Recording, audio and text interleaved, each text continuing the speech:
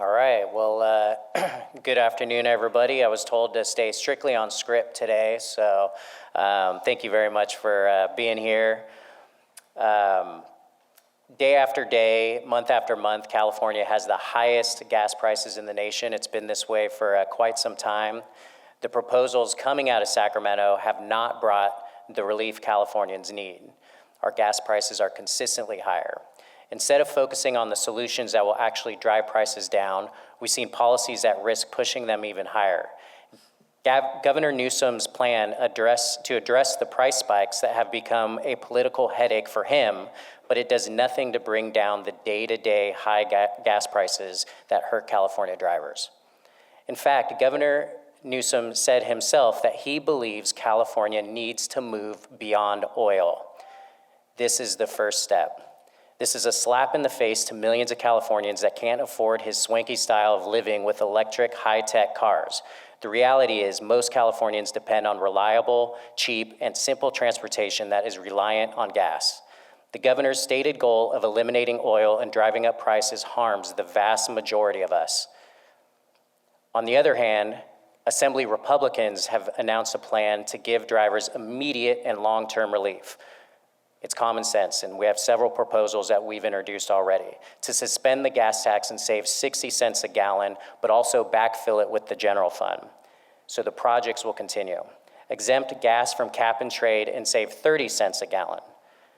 Stop the stealth gas tax that Newsom administration is voting on this November and avoid a 47-cent per gallon price increase.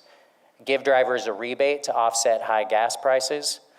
Give Californians some transparency into the real costs of these taxes and regulations, and boost California energy production and make it easier to build new infrastructure.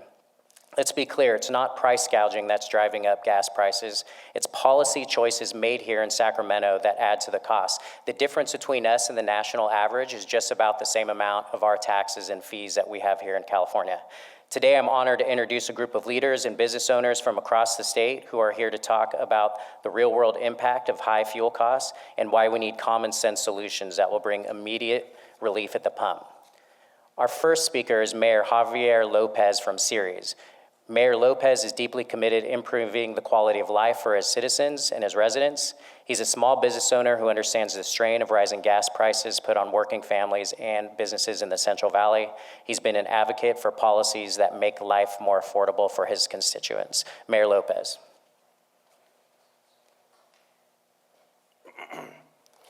Welcome, everyone.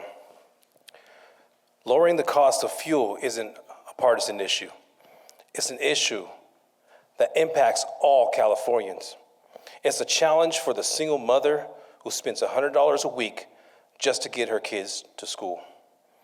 It affects the father who commutes 150 miles every day to the Bay Area to provide for his family.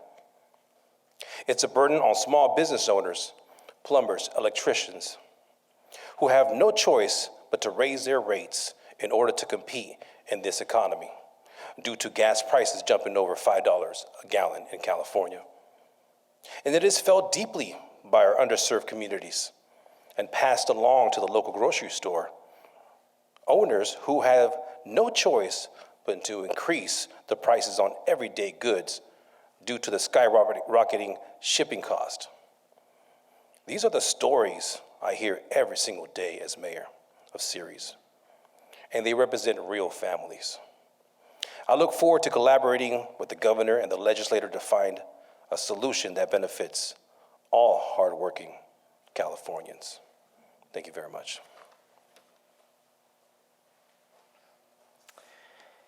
Thank you. Our next speaker is Sarbjeet Chor, who owns Franklin Gas Mart. As a local gas station owner, Sarbjeet deals firsthand with the complexities of California's fuel regulations and the impact they have on his businesses and customers. Sarbjeet will share his perspective on how high gas prices affect small business owners and the residents that he sees every day. Thank you for having me here. My name is Sarabjit Singh Shore. I own a local, just mom and pop, owned by my mom and dad in Sacramento, and also represent American Petroleum Association. I'm on the board for the Sacramento chapter. We represent about 2,000 gas station owners and convenience store owners. Gas station owners are our local business owners. We are part of the community as well, and we share the same concern everyone else has when it comes to high gas prices. Gas stations do not make assessed profits, and we do not set our prices. We operate on tight margins and price based on the market and regulatory factors which is way beyond our control. We understand the impact on high gas prices. We understand the impact the high gas prices have on everyone. As a small business owner, we feel the same financial strain as Californians and our working families. We pay the same high fuel costs like everyone else does. Californian high fuel prices are due to the price gouging by the gas station and are not due to the gas station, price gouging by the gas stations or the energy companies. The state-owned policies, including tax and fees levied on every gallon of gas, are what driving up your gas prices. There are common sense proposals available that would reduce the prices at the pumps. These solutions would support the local gas station owners and would provide immediate relief for the consumer.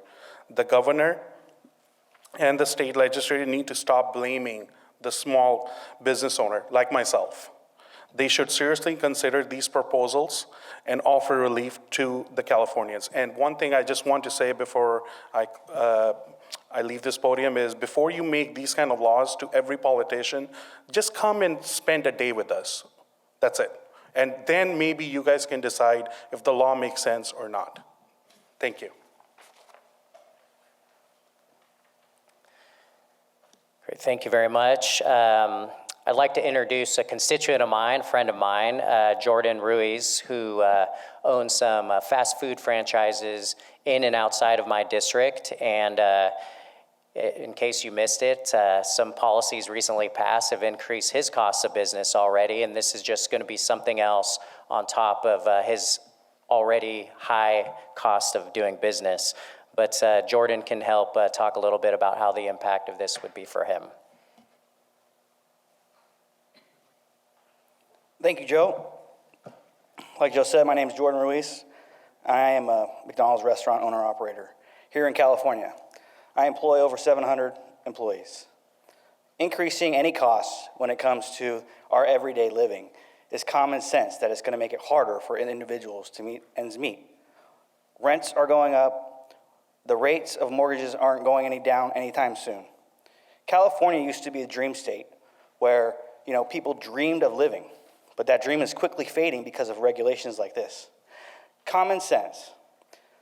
Just recently, AB 257 and Newsom attacked our industry and increased our minimum wage to an unprecedented amount of $20 an hour. There were months, in the beginning months, I feared that I could make payroll. I hoped I had enough savings to pay my employees. Quickly, we made some adjustments to the menu board, but we couldn't take it all. It always gets passed down to the consumer. The gas prices are going to affect our back end, the food that comes in through the back door. The food has to get there with diesel trucks. And diesel's expensive in California. Go to any other state, diesel is cheaper than gas. But here in California, it's more. The trucks need to run. We just had an issue up on 80 with a Tesla truck exploding. They closed 80 for a whole day. I have a restaurant beyond that in Truckee. No business.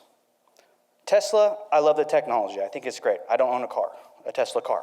But it's not realistic for everyday consumers. It's not realistic for those single mothers who work 2 jobs and are trying to get their kids to school. It takes common sense. Let's bring the dream back to California. Let's make living in California reasonable again. Let's help employees all throughout the world make ends meet. Thank you, Joe, for having me, and I look forward to helping you guys in the future. Thanks, Jordan. 700 employees that he has, and that's quite a number. If you just think about not the only expense on his business, but really the expense for his employees that are driving to work, and we can't expect them all to be driving electric cars all the time. Our next speaker is Mayor Dave Nohr from Taft. Mayor Nohr has a long history of advocating for energy independence and sensible energy policies in California. Taft is at the heart of California's oil industry, and Mayor Nohr, with his decades of experience in the oil fields, has been a strong voice for protecting local jobs and ensuring that California's energy policies do not hurt consumers or working families. Hello, everybody. Here we are another day. Gavin Newsom wants to make a demon out of the oil companies. Got to blame somebody else, got to point that finger. This is not new. This has happened before. Matter of fact, it happened in April of 2019. On that month, Gavin Newsom tasked the CEC with doing an in-depth analysis of why the cost differential between California gas and diesel and every other state in the nation.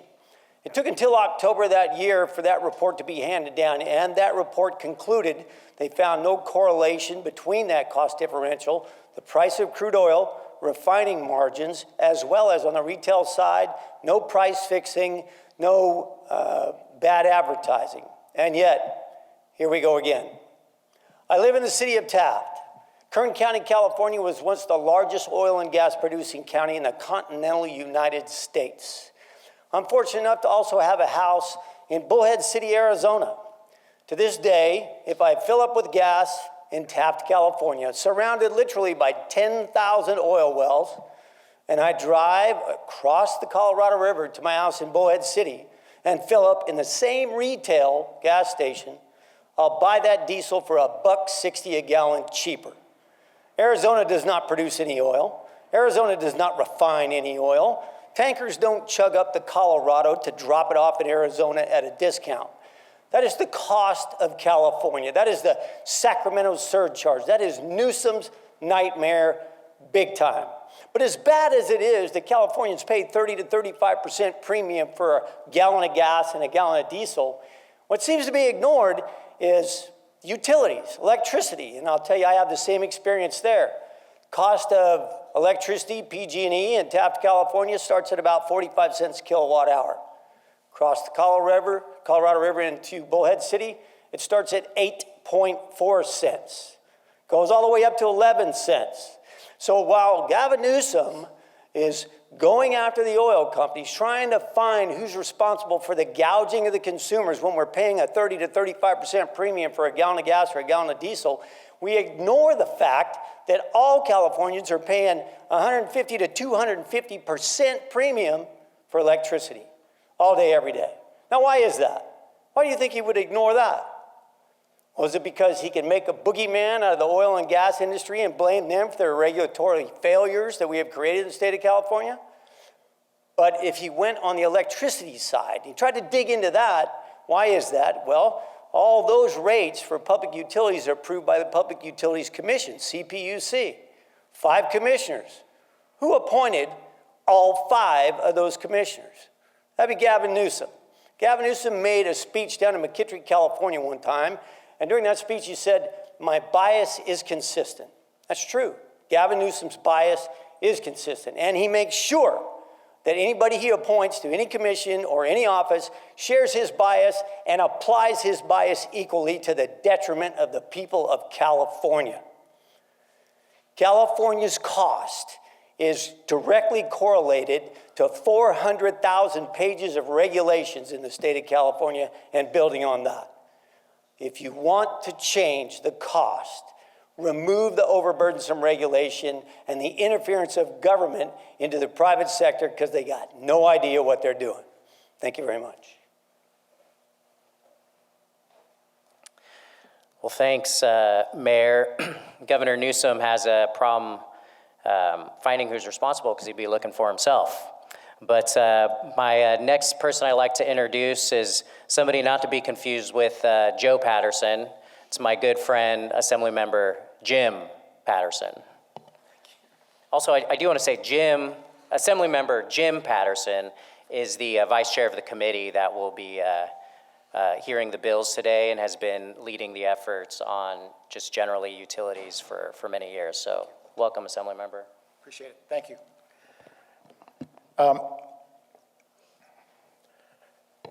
I think I've been here 12 years, Vice Chair of Utility and Energy for those 12 years. And I can tell you from years of experience of looking into the details of why electricity is expensive and why our gasoline is expensive. It is because there is an ideology here and a government supermajority that is more interested in their ideology and in scoring some kind of cheap political points than to care about the very people that they say they care about. Think about the single mom with 2 kids, driving a 12-year-old car. 2 kids are in strollers. Gasoline is over $5, it could be $6 or so in the Los Angeles area. And what the ruling party up here suggests is, well, you get out of the car and you can use public transportation. Are you kidding me? Putting those 2 kiddos and their strollers on the bus? And you think about that for a minute. The very people they say they care about are the ones they are hurting. And sadly, this special session is built upon a very false narrative. That false narrative is that there is price gouging. Now, you're all from the media here, and I appreciate very much that you're coming here. And one of the reasons that I wanted to cite some information for you is because it comes from one of the most long-standing professionals in the reporting business, high reputation, and his name is Dan Walters. And yesterday he published a commentary that I think sums up precisely what is happening here. This special session is going to deconstruct the gasoline marketplace in the state of California. It is going to do so with a heavy hand that demands that the CEC go tell the refineries, store a bunch of gasoline. I wonder, was Gavin Newsom missing in his high school econ class? Come on, it's simple. If you hoard the supply, if you cap the supply, and you put hundreds of thousands of gallons of gasoline in a storage tank someplace, the demand doesn't stop, doesn't wait for the gas to come out of the storage tank. And when you have limited supply and high demand, what do you get? Higher prices. And I also suggest this. If this legislature isn't careful, and if they continue down this path, they are going to potentially not only create high prices, they might very well create shortages of gasoline in the tanks of our gas stations. And what happened in the 70s when we didn't have the right supply to meet the demand? Remember those long gas lines and people waiting in line? Those shortages may very well come back. And so you can't blame the oil companies or the refineries for doing it if what the governor wants, he gets out of this special session. And I think the fundamental premise that I want to point you to Dan Walters' column here, which is scrupulously cited, is in the headline. Gavin Newsom can't prove price gouging at the pump, but he wants new laws on refineries. So the basic premise can't be proven. He cites a lot of people who were given the go-ahead to study these ideas. Are we really seeing price gouging? Is there really collusion? Nobody's been able to point a truthful and realistic finger and say, that's what's happening. What we do know is that it is the regulatory, the taxation, and the political ideology that is making not only gasoline difficult to afford, but electricity as well. So think about it. This building has been putting out, and I've been here for these 12 years seeing it, voting against every single one of them, that has driven the cost of electricity beyond people's ability to afford, driven gasoline prices beyond people to afford, especially those people that this ruling party says that they care about. And I find that hypocrisy very troubling, and I can only conclude that, you know, their ideology and finding some kind of a blame game, they think that they want to position themselves for what, electoral success? Well, if this is passed and signed and we start to see the shortages and we start to see the prices go up and the gas lines come back, the ruling party is going to be held accountable for that, because that's where we are headed. And I'm also troubled by Gavin Newsom sort of flailing around in the darkness over trying to figure out where the blame should be laid. Well, he's tried to say the oil companies can't prove it, the convenience stores can't prove that. And I suggest, and I'm not that I want to give the governor advice, but I would suggest a place where he can look, which is a place that he is fairly fond of looking at. Look in the mirror, Governor. Thank you. I feel like I needed a mic drop with that one, but we have one final speaker, and that is Nathan Crum. He's with Valley Pacific Petroleum Services. He has a year's experience working in the fuel supply chain and is well versed in the challenges posed and uniquely by California's fuel mandates. And so with that, I'll have Nathan come up here. Thank you. I apologize for the sweat. I rushed here when I was aware of some of the issues at play. My name's Nathan Crum, Valley Pacific Petroleum. We're a family business that's brought fuel to farmers and trucking companies and gas stations, kind of Bakersfield and Santa Barbara to the Oregon border. So a lot of the rural parts of the state, and that's really what I want to talk about. The issue that we're seeing when there are disruptions to the fuel industry, any hiccup with a pipeline or a refinery, often it's the areas that are a little further away from the main urban centers and major freeway corridors that often get hit the hardest. The CECs, it weighed in on this bill, which I really appreciate. I feel like they often have a lot of wise counsel. On page 60 and 61 of that, they express some concerns about not only potential for outages and my interpretation would be we do need to think through what the steps would be for any sort of gas rationing, even if it's in just local counties or local cities in some of those areas, because there would likely be outages unless there's a better release mechanism in how to release some of this fuel so that the refiners aren't hit if a 15-day limit is breached. I've talked with one of the major refiners, just because I do work with them, asked them what their opinion was, and one of the problems that they identified was they don't have the tankage. The tankage that exists is needed for the day-to-day operations of the refinery. There's not really any extra. There's a variety of reasons why that might be, everything from a scheduled outage, and you need to build up a little bit of supply before that so customers aren't hurt, to the potential for if there's something's wrong with the spec on the fuel, and all of a sudden now they need to kind of quarantine that while they figure something out.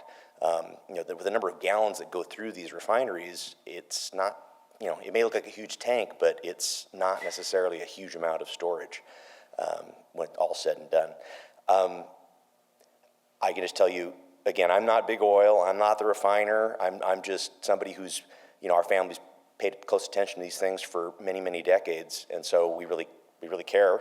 And we are in areas like Eureka, Crescent City, Wairika, Alturas, those kind of areas, including over on the Central Coast.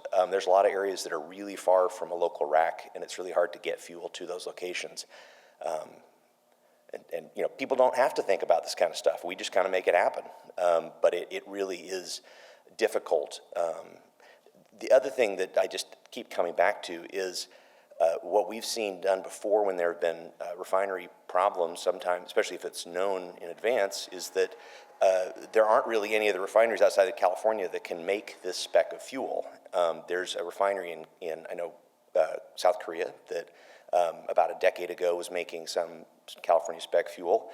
I'm sure there's other refineries that could do that in India, Saudi Arabia, maybe Korea, something like that. But do we really want to have our fuel production and our whole fuel supply chain at the whims of the geopolitics of South China Sea, Taiwan Strait? It doesn't take much to really impact this. I mean, in economics, there's the concept of an inelastic demand function. Fuel is the ultimate inelastic demand item where, you need how much fuel you need. It kind of doesn't really matter on price from day to day. You got to get to school and work, et cetera. So I think there's a lot more study, a lot more thinking that needs to go into this. I understand these are wonderful hopes. I mean, we'd love to have more stable fuel prices. Absolutely. We'd love to have it lower. We expect fuel companies, like all companies, to receive a fair return on their investment, not excessive. I understand all of those concerns, but the realities of the market, of supply and demand, it's not easy. You can't just wave that away or hope it away. So I think a lot more study and thought needs to go into this, or I think we would be surprised to see some pretty permanent harm done to the state that would be very difficult to unwind. So thank you.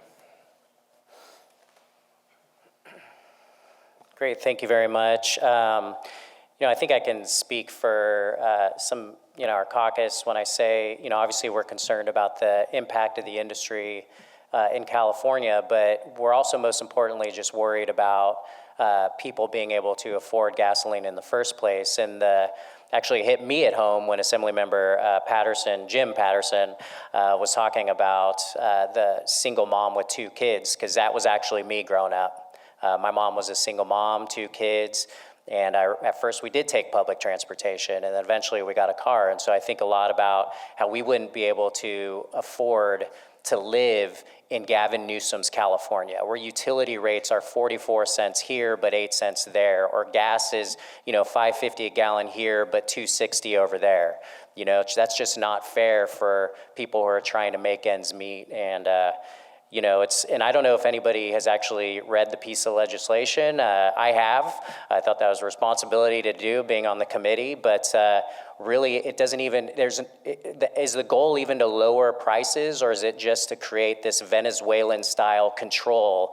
And in fact, refineries wouldn't even be able to maintain their equipment without permission from the state of California. So, we're one of the few markets outside of Venezuela that would be doing that. So let's not do that, and we're happy to take some questions if there are any. CBS 13. Gas prices right now in California are actually down $1 from where they were last year. Why do you think this special session is happening right now? Well, I think, you'd have to ask the governor why he's holding this special session. Why are we even doing it at all? I mean, we were just in session for 2 years, And my understanding is he wanted to propose this at the end of session, again, give us the bare minimum amount of time to look at this and study this. And I think the legislature rightfully pushed back and said, no, we aren't doing this now. But he called a special session. And yeah, gas prices are down. Gas prices go like this. It's lower in other states as well, as it is right here. But you know, I can't really say why he's doing it now, other than the fact that people are going to be going back to their districts prior to November, prior to an election, saying, hey, I just voted on something that could potentially increase your gas prices. So he's putting a lot of legislators in a very bad spot right now. Mr. Patterson, what do you make of the Assembly even engaging in this special session? I think people forget that the legislature is a totally separate branch of government from Governor Newsom, and this is happening. What do you make of Democrats being willing to fly back here to do all this? I was hoping you weren't going to ask that question, actually. I'm just kidding, I'm joking. Look, I mean, I think my colleagues who've been here longer than I have, Assemblymember Lackey and Assemblymember Patterson, you know, I think in a way it's nice to see the legislature sort of say, hey, look, we're a separate branch of government. And so that said, everybody flying back for getting per diem at a huge expense to the taxpayer to fulfill the governor's wishes on something which, by the way, I don't even think this whole maintaining refinery capacity is even on the top 5,000 of what Californians are thinking about every day. So it would be nice to have a special session on something like, I don't know, insurance, housing, utility prices, but this is the one that Governor Newsom has chosen, and makes no sense to probably any of the 120 of us here. Obviously, I can't speak for 120 of them, much less myself. Sort of on the policy side, I think the administration and defending its proposals sort of compare this to the strategic petroleum reserve that exists at a national level. I was wondering if you could speak a little bit to why you find this different and problematic than that approach to have this backup of oil that can be relied on if needed, and which I think the federal government did release some of it last year in an attempt to bring down oil prices. You know, I'm not really an expert in that, and if we have somebody who wants to speak to that, but I will say, okay, I'll turn it over. We'll have some people answer that question, but I'll say the federal government probably doesn't have the same constraints to building capacity as we do here in California. I mean, it'd be a decade. If anybody believes in the pipe dream that they're going to approve more storage capacity in California, then, I don't know, maybe believe everything, but that's not happening here. So wish it could, but it's not going to. So, but that's what he's asking for people to do. I think what would it be necessary to implement this, and they can do that on the federal level, but not the state level. And I'll turn it over to Assemblymember Patterson, then the subject matter expert over here. Yeah. I think, again, this is another one of those disingenuous comparisons that the governor likes to make. The strategic oil reserve is oil. What he is wanting is for his CEC to say, store the gasoline. That's a huge difference. This is processed oil available and ready to go into the tanks, and he's basically going to create a shortage in the marketplace of not oil, although he's trying to do that, I think, but of gasoline. There's a difference between the two, and I think it's important to note the difference between the two, because oil has to be processed. What's at the refineries is gasoline ready to go to the gas stations and into the tanks of people in the state of California. So again, this is I think a disingenuous comparison, because it's not comparing the same things. It's two different things. One is usable right away. The other one is in reserve but has to be processed. So again, I'm not the refiner, but I'm pretty close, and I work with them, on a regular basis. Our trucks are filling up at fuel terminals and ends of pipelines. Yeah, as has been mentioned, this is not, so the Strategic Petroleum Reserve is an idea that the CEC itself, on page 61, in case you want to look there, outlines the possibility. They suggest maybe some extra tankage. It may be a defunct refinery in Bakersfield, for instance, is one of their suggestions, or at least thought experiments. There's a very big difference between crude oil, which has not yet been processed, and gasoline and diesel that has been processed. Also want to point out that I believe the latest CARB number is that roughly 70% of the diesel sold in the state of California is not petroleum-based anymore. That's not something most people realize. It's actually renewable diesel, which is going to be made from vegetable oil, animal fats, et cetera, which is much cleaner, much better for the environment, much lower carbon. It is a win for everybody, but it is not as stable if you're storing it. So that's another potential issue, is the fuel quality could be degraded if you're storing a finished product for long periods of time. California goes through a lot of gallons of product, and so it's a pretty big number. One thing I should have mentioned before, and this is a great example, is those strategic gasoline reserves, really is what we're talking about. It's not clear where those would be put. If it's put at the refinery, those are generally in some pretty heavily industrialized areas that aren't, there's not a lot of property nearby, and we're talking about like hundreds of acres of additional storage tanks. They're often near the bay in Northern California, or near the ocean, like near El Segundo in Southern California.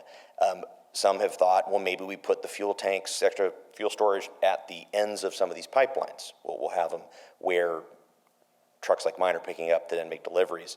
I literally looked at this, San Jose, I looked at the Brisbane terminal, some of these terminals that we pull from, and it's wetlands right next to it. These are not good places to put extra tankage. I mean, can you imagine the environmental issue with a large earthquake, and all of a sudden now you have so much more fuel? I mean, it's a bad idea. So I think that answers your question. One other item is that the pipelines only go one way. So you have to kind of be strategic as to where you put the fuel. It needs to be near a refinery, pretty much. You can't try to go, backtrack on a pipeline. Nevada and Arizona, they get their fuel from us for the most part, almost exclusively. I know that the governors of Nevada and Arizona have been very concerned. This is an example of where that kind of a strategic gasoline reserve would also create a lot of problems. So, did that answer the question? Yeah, mostly. You're suggesting, though, that the biggest concern would be a degradation in quality? I think. Is it more space to store gasoline versus oil? I mean, these are some things you sort of seem to hint at. Well, yeah, good question. Let's use the Bakersfield example that the CEC hypothesizes. In that situation, let's say you have a Southern California refinery that goes down, and it goes down hard, big fire or something like that, that was unanticipated. By the way, refining renewable fuels is more difficult. It's less reliable, less consistent, so the possibility of an accident, my understanding, is that it does go up some. So using Bakersfield as an example, immediately there would be this huge sucking sound, essentially, in Southern California, where fuel is needed and it needs to come from other places. The only way that can happen is either by truck coming, again, from Bakersfield to Southern California, or by barge sometimes from Northern California. The barge is going to take, maybe weeks to set up, is my understanding. The trucking, that's where I would come in. That's where I could help. But I don't run a lot of extra capacity in my trucking fleet. I mean, it's a very low margin business where, it's tenths of pennies per gallon type of numbers that we're looking for that'll change things. So there's not a lot of extra trucking capacity is the answer. Unless people want to bring their fuel jugs, to Bakersfield, it'd be really hard. Mr. Assembly Member, I know we got to get to the session, so I have one quick question. If that's actually for Assembly Member Lackey, I think. I know it's his proposal to pause the gas tax for 1 year.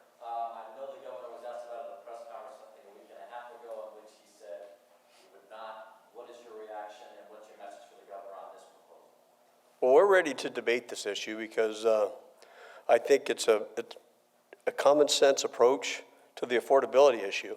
Has nothing to do with the stabilization, which is a whole different discussion. What it does do is it immediately addresses the affordability. You got to remember that almost half of Californians have a vehicle that's worth $5,000 or less. Most people in California drive a lot, especially the rural Californians. And a lot of those people don't have a lot of excessive funds. Many of them are using credit cards to pay for necessities like utilities. This would provide a significant boost to the budgets of these people. And we believe they deserve it. And we believe it's an approach that can be managed, and it's been done in other states. So the accusation that big oil would benefit from this is ludicrous. And I don't mean to be insulting, but it's really crazy. So let's have the debate. And apparently there's not much interest in that debate right now, but we're going to be pushing it because we believe it's too common sense and everybody benefits. It doesn't matter about your party affiliation. And I will just tell you that it's going to gain momentum. People are going to want this, and they deserve it. Great. Well, thank you very much for everybody being here. We're going to go to the hearing now and appreciate our guests. And if there are any more questions, obviously, we're always available. So thank you very much for being here.